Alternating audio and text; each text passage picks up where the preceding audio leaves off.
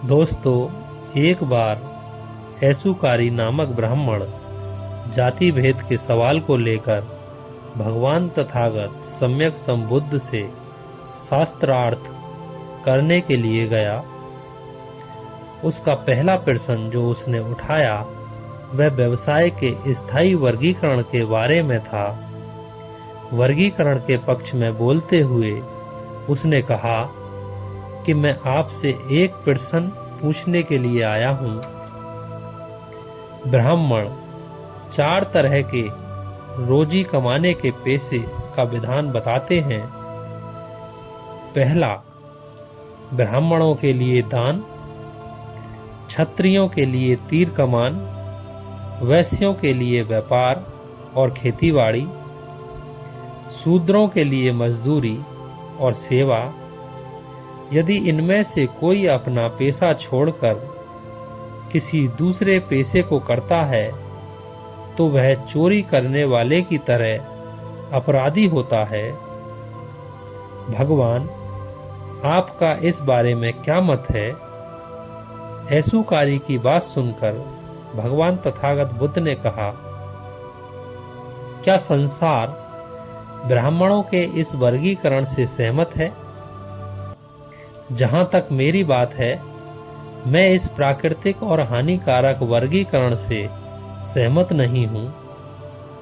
हर मनुष्य को ऐसा पेशा करना चाहिए जो उसकी प्रकृति को अच्छा बनाता हो, किंतु हर मनुष्य को ऐसा पेशा करने से इनकार कर देना चाहिए जो उसकी प्रकृति को बिगाड़ता हो।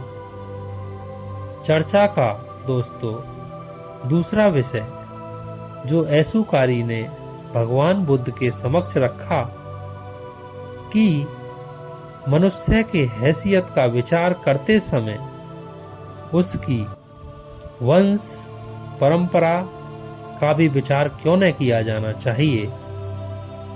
दोस्तों, इस प्रश्न का भगवान तथागत बुद्ध ने कुछ इस तरह से उत्तर दिया।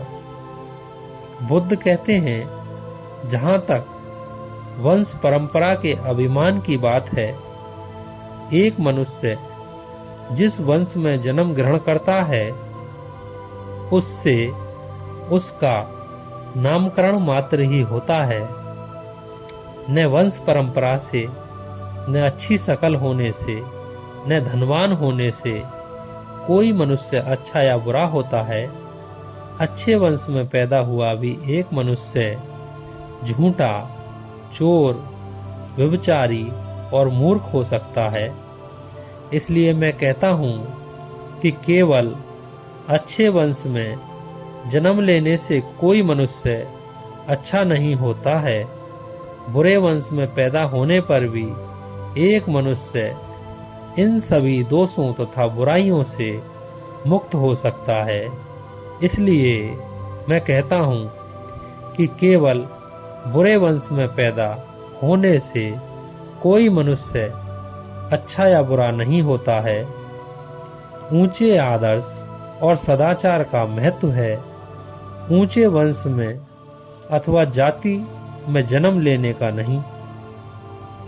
भगवान तथागत बुद्ध के मुख से इस प्रकार के जाति भेद के बारे में उपदेश सुनकर ऐसुकारी जो नामक ब्राह्मण था वह बोला, भगवान, आपके उपदेश से मेरा अंधकार दूर हो गया है। मैं आपकी बात से सहमत हूँ। मैं जीवन भर आपके धम्म की, आपके संग की शरण ग्रहण करता हूँ और अपनी आजीवन पूरी जिंदगी आपके धम्म की सेवा में लगाऊंगा, इंसानियत की सेवा में लगाऊंगा। दोस्तों, आशा करता हूँ कि तथागत बुद्ध का यह उपदेश आपको अच्छा लगा होगा। Thank you.